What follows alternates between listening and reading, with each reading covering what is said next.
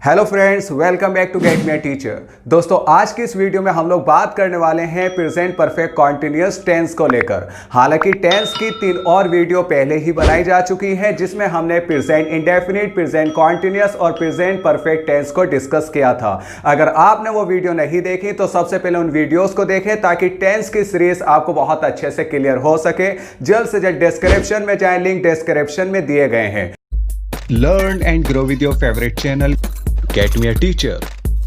तो चलिए शुरू करते हैं प्रेजेंट परफेक्ट टेंस को लेकर। दोस्तों, सबसे पहले हम लोग बात करेंगे आइडेंटिटी की कि कैसे प्रेजेंट परफेक्ट कॉन्टिन्यूअस टेंस को आइडेंटिफाई किया जाएगा। दोस्तों, इसकी आइडेंटिटी होती है से रहा है, से रही है, से रहे हैं। अब आपको बिल्कुल भी कंफ्यूज्ड होने की जरूरत नहीं है क्योंकि यहां पर आपने देखा होगा कि प्रेजेंट कॉन्टिन्यूअस की आइडेंटिटी भी कुछ ऐसी ही होती है, रहा है, रही है, रहे हैं, लेकिन इसमें से ऐड हो जाता है। कहने का मतलब यह है प्रेजेंट परफेक्ट कॉन्टिन्यूअस में उन सेंटेंसेस के बारे में बात करते हैं, उन एक्शन के बारे में बात करते हैं जब कोई काम एक पॉइंट ऑफ टाइम से शुरू होता है और लगातार वो चल रहा है लेकिन कंप्लीट नहीं हुआ, लेकिन खत्म नहीं हुआ। जैसे कि मैंने कहा कि मैं 2 घंटे से पढ़ाई कर रहा हूं। अब यहां पर काम एक पॉइंट ऑफ टाइम से शुरू हुआ है, 2 घंटे से काम शुरू हुआ है लेकिन अभी लगातार चल रहा है। तो ऐसे सारे के सारे सेंटेंस जिसमें हम बात करते हैं कि कोई काम एक पॉइंट ऑफ टाइम से शुरू होकर अभी कॉन्टिन्यूअसली चल रहा है, तो वो सारे के सारे सेंटेंस दोस्तों ट्रांसलेट किए जाते हैं प्रेजेंट परफेक्ट कॉन्टिन्यूअस के अकॉर्डिंग।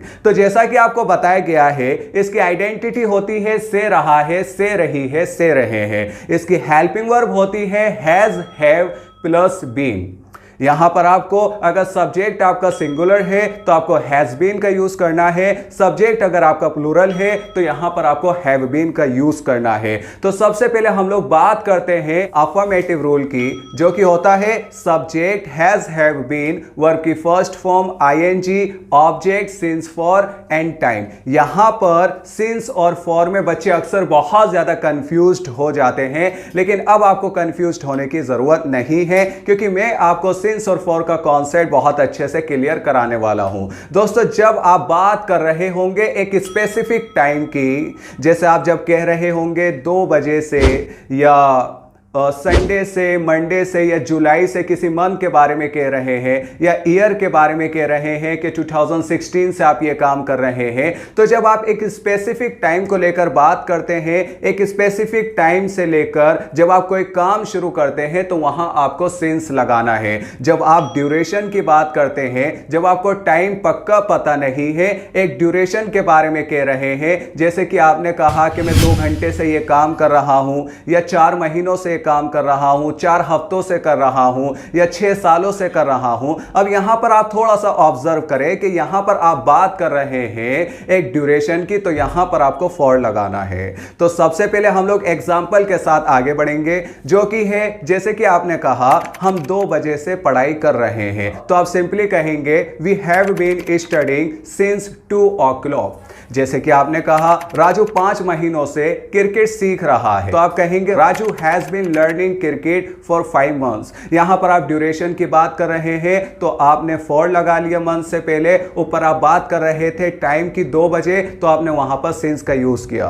दोस्तों, बात करते हैं इंटेरोगेटिव सेंटेंसेस की। आप जानते हैं इंटेरोगेटिव सेंटेंसेस वो सेंटेंसेस होते हैं जिसमें आप सामने वाले से कोई क्वेश्चंस करते हैं, क्योंकि इंटेरोगेशन का मतलब होता है सवाल जवाब करना। यहां पर सबसे पहले आपको क्या लगाना होता है, क्या इसका रूल होगा has, have, subject, been, verb की first form ING, object since, for and time. जैसे कि आपने किसी से कहा क्या तुम 2 घंटों से कुछ सोच रहे हो, यहां पर आप कहेंगे have you been thinking something for 2 hours। यहां पर आप बात कर रहे हैं एक ड्यूरेशन की, तो इसीलिए आपने 2 घंटों से पहले फॉर का यूज कर लिया। जैसे कि आपने कहा कि वे 4 सालों से यूपीएससी की तैयारी कर रही है, तो आप कहेंगे has she been preparing for UPSC for 4 years. यहां पर आप एक ड्यूरेशन की बात कर रहे हैं, इसलिए आपने दोस्तों यहां पर फॉर का यूज किया है। बात करते हैं डबल इंटेरोगेटिव सेंटेंसेस की।